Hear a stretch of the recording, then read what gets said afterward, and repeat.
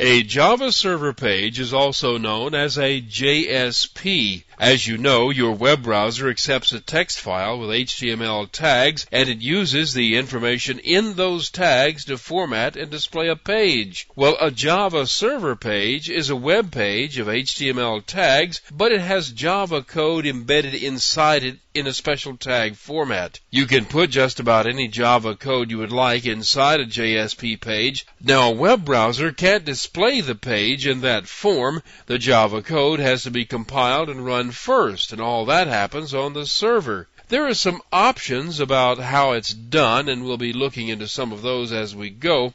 Here's the basic idea.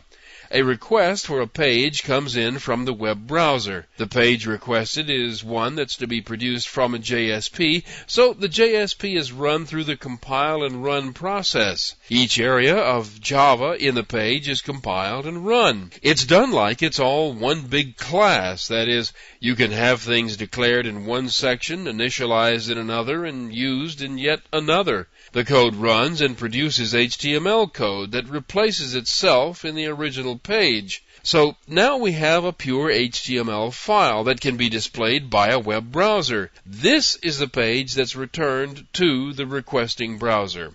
Now, it's possible to have the JSP precompiled and run the same class every time there's a request. Different pages could be produced by having the Java code read information from a database and include that information in the text of the web page. But an even greater flexibility is available. It could be that the requester of the page includes parameters that causes different code to be produced. Different code would run differently depending on the request. There's no end to the flexibility. And the good news is that all the hard work has already been done. All you have to do is write the HTML page and stick the Java code inside it. There are two ways to look at a JSP page.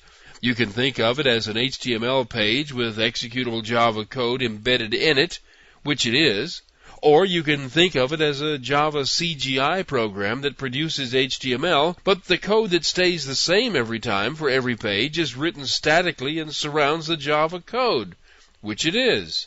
And the Java is complete. You can use any of the classes in the Java library, and you can write classes of your own and use those. You can read data from a database using SQL. You can read stuff from other internet sites.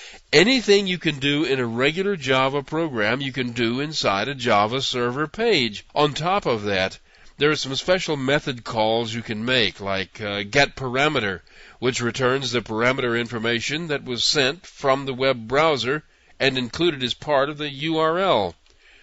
Okay, what actually happens is that the entire JSP is translated into a single class file, a servlet, and it's the servlet that runs and produces the final web page. I'll tell you about servlets in the next lesson.